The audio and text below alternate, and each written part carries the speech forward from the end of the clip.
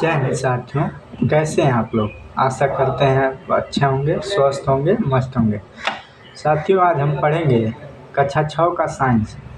इसका पहला चैप्टर जिसका नाम है भोजन, यह कहाँ से आता है।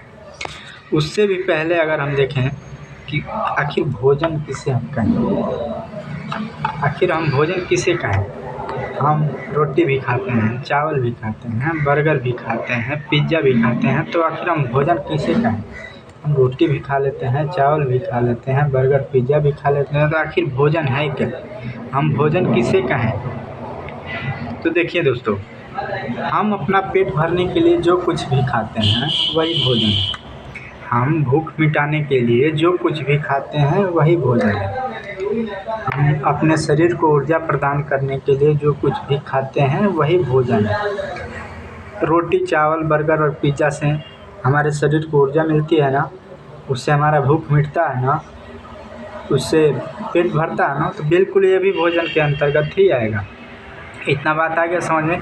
आइए दोस्तों, अब इसके आगे देखते हैं कि आखिर ये भोजन आता कहाँ से। इस चैप्टर का नाम ही है कि यह आता कहाँ से, आखिर भोजन आता कहाँ से है। तो देखिए दोस्तों, हम रोटी खाते हैं। रोटी किससे बनता है? आटा से बनता है। आटा कहाँ से आता है? गेहूँ से आता है। और गेहूँ कहाँ से आता है? पौधों से आता है। आ गया बात समझ में। इसका मतलब ये है कि जो हम रोटी खाते हैं वो सीधे सीधे पौधे से आता है। अब देखिए आगे, हम बहुत सारा फल खाते हैं, सेब, आम, अमरूद, पपीता, जो भी खाते हैं कहाँ से आता है? पौधे से आता है। सब पौधे से आता है। और आगे भी देख लीजिए, हम दूध खाते हैं, दही खाते हैं, पनीर, मिठाई, जो कुछ भी खाते हैं, मीट, मांस, अंडे, जो कुछ भी खाते हैं वो कहाँ से आते हैं? वो हमें जीव जंतुओं से मिलता है। दूध, घी, दही तो हमें दूध से मिलता है, घी भी दूध से बनता है, पनीर भी दूध से बनता है, और बहुत सारी मिठाइयाँ भी दूध से ही बनती हैं। और मांस और अंडे ये सब हमें जीव जंतुओं से मिलते हैं। इतना बात समझ में आ गया। अब आगे देखिए, इसका चैप्टर क्या है। यहाँ तो हम समझ चुके हैं कि जो भी हम भोजन करते हैं वो मेनली या तो पेड़ पौधों से आता है या जीव जंतुओं से आता है। तो इस चैप्टर का पहला प्रश्न ये है कि भोजन के कौन कौन से स्रोत हैं। स्रोत मतलब पता है, सोर्स, भंडार, जहाँ से ये हमें मिलते हैं। तो आगे लिख लीजिए इसका आंसर कि भोजन के 2 स्रोत हैं। पहला पेड़ पौधे, पहला स्रोत है पेड़ पौधे, और दूसरा स्रोत है जीव जंतु। अब देखिए हमें किससे क्या मिलता है। तो देखिए, पेड़ पौधों से हमें अनाज, फल तथा सब्जियां प्राप्त होती हैं। पेड़ पौधों से हमें अनाज, फल और सब्जियां प्राप्त होती हैं। और जीव जंतुओं से हमें दूध, मांस, अंडे, ये सब मिलते हैं। पहला प्रश्न खत्म हो गया। दूसरा प्रश्न देख लीजिए, भोजन के घटक किसे कहते हैं। घटक मतलब होता है पार्ट। घटक मतलब होता है पार्ट, भाग। घटक मतलब क्या होता है? पार्ट या भाग।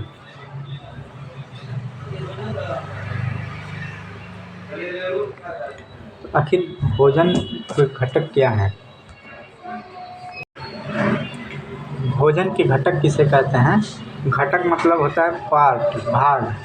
भोजन को तैयार करने में हम जिन जिन चीज़ों का उपयोग करते हैं वही भोजन के घटक कहते हैं, उसे ही भोजन के घटक कहते हैं। मतलब आइए इसको एग्जाम्पल के द्वारा समझते हैं। जैसे मान लीजिए कि हमको सब्जी बनाना है, तो सबसे पहले हम उसमें कच्ची सब्जी डालेंगे, नमक डालेंगे, तेल डालेंगे, पानी डालेंगे, मसाला डालेंगे, तब जाके हमारा भोजन तैयार होगा। तो सब्ज़ी बनाने के लिए आपने देखा ना कितने चीज़ों को हमने डाला। तो ये सब क्या है? ये भोजन के, हमारी सब्ज़ी के भाग हैं, हमारे सब्ज़ी के पार्ट हैं। तो इसे ही हम घटक कहते हैं। भोजन को तैयार करने के लिए जिन जिन वस्तुओं का प्रयोग किया जाता है उसे ही भोजन के घटक कहते हैं। तीसरा प्रश्न है, भोजन के आधार पर जीव जंतुओं को कितने भागों में बांटा गया है। भोजन के आधार पर जीव जंतुओं को 3 भागों में बांटा गया है। कौन कौन से? शाकाहारी, मांसाहारी और सर्वाहारी।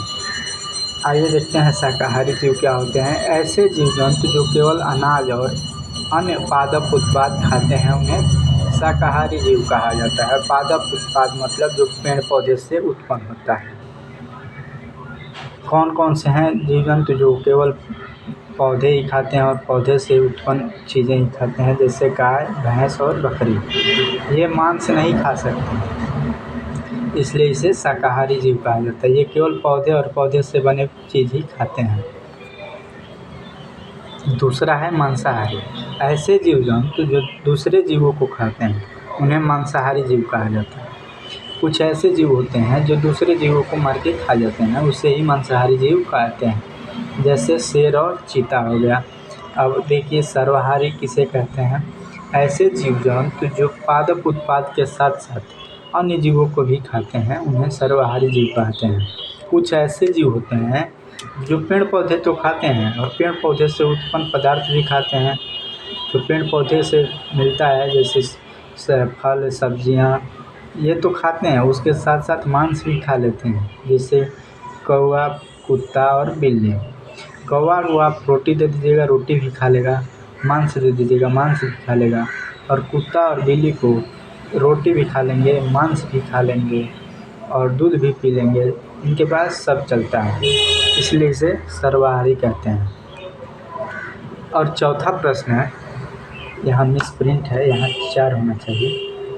चौथा प्रश्न ये है कि भोजन के रूप में पौधों का कौन कौन सा भाग प्रयोग में लाया जाता है। हम पौधे का कौन कौन सा भाग भोजन के रूप में प्रयोग करते हैं, तो आइए देखते हैं। भोजन के रूप में पौधे का जड़, तना, पत्ती, फूल और फल प्रयोग में लाया जाता है। पौधे का कोई भी भाग व्यर्थ नहीं जाता।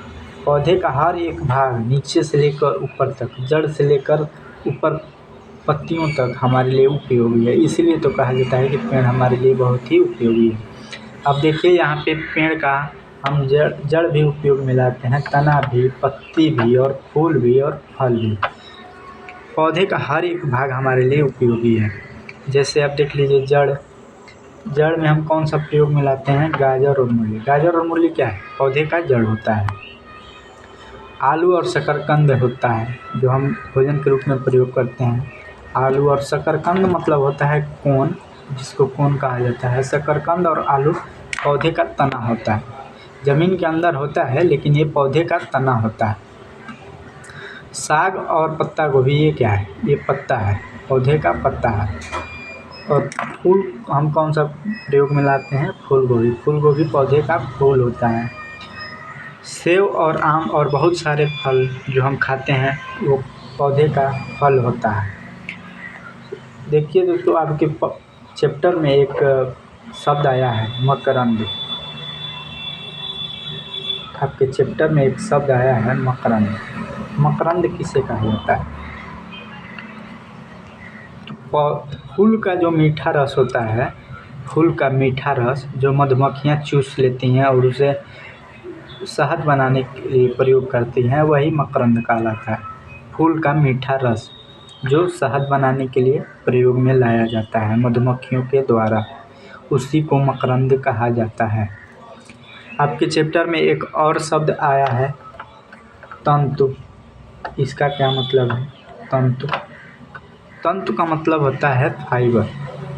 हमारे भोजन में बहुत सारे मिनरल्स और विटामिन्स आते हैं, उसमें फाइबर ही बहुत ही महत्वपूर्ण होता है।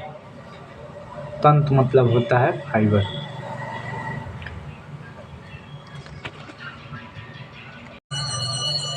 साथियों आपके विज्ञान के चैप्टर में टोटल, आपके विज्ञान के जो बुक है एनसीईआरटी का, उसमें टोटल जो चैप्टर हैं वो 16 चैप्टर हैं।